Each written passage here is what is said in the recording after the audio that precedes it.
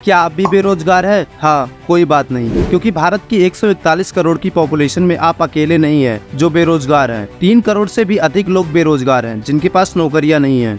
देश के टोटल बेरोजगारों में 83% युवा बेरोजगार हैं। ये सब लोग इसी इंतजार में बैठे हैं कि कोई वैकेंसी आएगी और इन्हें रोजगार मिलेगा। दुख है सर, क्या बोलूं। मैं अपने दुख और पीड़ा को हम किसी पास सामना नहीं कर सकता हूं सर। बहुत संघर्ष से पढ़ा हूं, ट्यूशन पढ़ा के मैं 2012 से ट्यूशन पढ़ा के अभी तक मैं पढ़ाई किया हूं और मैं कुछ भी हासिल नहीं कर पाया। उल्टा हमारे पर फायर हो गया। मत मारिए, पेट का लात बहुत खराब होता है और अराजकता करना गलत है तो बिल्कुल गलत है। हम लोगों को मारना कौन चालू किया? लेकिन हमारे यहाँ एक कहावत है ना कि जैसा हम सोचते हैं वैसा बिल्कुल होता नहीं है। हर एक वो बच्चा जो अपने घर अपने माँ बाप से दूर रह रहा है, वो साल भर यही सोचकर मेहनत करता है कि इस बार नौकरी लग जाएगी तो वो अपने घर अपने माँ बाप की हालत सुधार सकेगा। और इंतजार खत्म होता है और वैकेंसी आती है और फिर होता कुछ ऐसा है कि पेपर लीक हो जाता है और एग्जाम को कैंसिल कर दिया जाता है।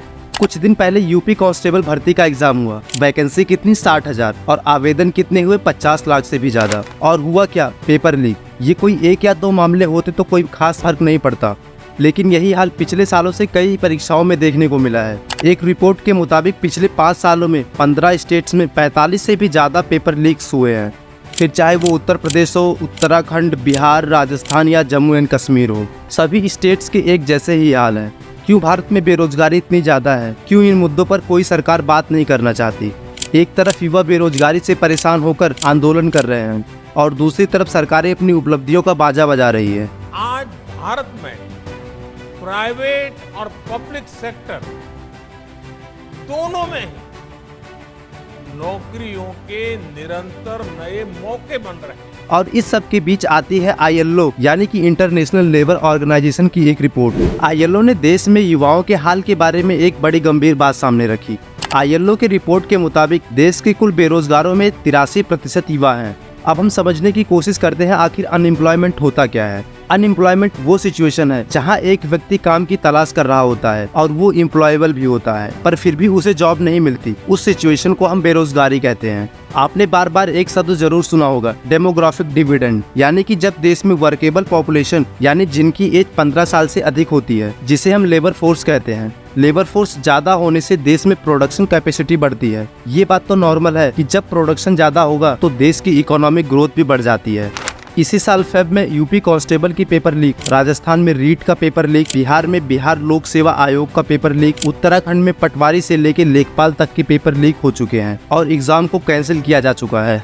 स्टूडेंट्स की एज, उनके सपने और घर की जिम्मेदारियां बढ़ती जा रही हैं। भारत में अनएम्प्लॉयमेंट और ओवर पॉपुलेशन को लेके सिर्फ बातें होती रहती हैं। क्यों हमारी सरकार इन बड़े मुद्दों पर बात नहीं करना चाहती? क्यों कोई सॉल्यूशन नहीं निकाल रही? अब वैसे तो बहुत से फैक्टर्स अनएम्प्लॉयमेंट के लिए जिम्मेदार हैं, बट अनएम्प्लॉयमेंट के कुछ मेन कॉजेज हैं। ओवर पॉपुलेशन, पॉवर्टी, लो और no education, high fees of technical courses, inadequate state supports और फैकल्टी क्रंच है। लेबर फोर्स पार्टिसिपेशन में जितने लोग पार्टिसिपेट कर रहे हैं उनमें से 20% लोग 6ठी पास भी नहीं हैं, 38% लोग 10वीं या 12वीं पास हैं और 12% लोग ग्रेजुएट हैं। अनएम्प्लॉयमेंट एक बड़ी प्रॉब्लम है, लेकिन लो स्किल्ड लेबर उससे भी बड़ी प्रॉब्लम है।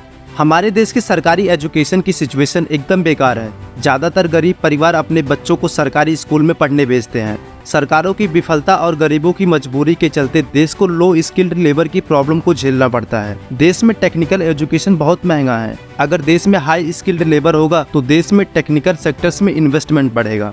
Mobile manufacturing, semiconductors, aircraft manufacturing etcetera, ऐसे प्रोडक्ट्स की मैन्युफैक्चरिंग जितनी ज़्यादा होगी देश की इकोनॉमी उतनी ही मजबूत होगी। अगर आप इंडिया का हाल देखें तो इंडिया में मोबाइल मैन्युफैक्चरिंग में ज़्यादातर मोबाइल असेंबलिंग का काम होता है। शिप बिल्डिंग, एयरक्राफ्ट मैन्युफैक्चरिंग जैसी इंडस्ट्री ना के बराबर है। हमारे देश में युवाओं की बेरोजगारी की समस्या का कारण सिर्फ रोजगार का अभाव ही नहीं है, बल्कि ये भी है कि हमारे देश में स्किलफुल युवाओं की कमी है, जिनकी आज के दौर में कंपनीज मांग कर रही हैं। अब फैक्ट तो यही है कि 60,000 कांस्टेबल की जॉब्स के लिए 50 लाख से भी ज्यादा फॉर्म्स भरे जा रहे हैं। PhD होल्डर्स पियोन का फॉर्म भर रहे हैं और ग्रेजुएट्स गार्डनर्स की जॉब सर्च कर रहे हैं। देश में डरावनी तस्वीरें यह है कि 83% युवा बेरोजगार है। क्या हुआ इलेक्शन के पहले आने वाले मैनिफेस्टोज का, जिनमें बड़े बड़े वादे किए जाते हैं? अगर ऐसी कंडीशन बनी रही तो आगे बेरोजगारी बहुत बड़ी समस्या बन सकती है, जो हमारी इकोनॉमी को ले डूबेगी। सरकार को चाहिए कि स्टूडेंट्स के लिए ज़्यादा से ज़्यादा जॉब वैकेंसीज निकाली जाए। गवर्नमेंट एग्जाम को और अधिक स्ट्रिक्ट और फेयर तरीके से कराया जाए, वैकेंसीज को फिल किया जाए, एजुकेशन सिस्टम और एजुकेशन इंफ्रास्ट्रक्चर को इम्प्रूव किया जाए। Thanks for watching this video. अगर वीडियो पसंद आया हो तो वीडियो को लाइक कर चैनल को सब्सक्राइब जरूर कीजिएगा।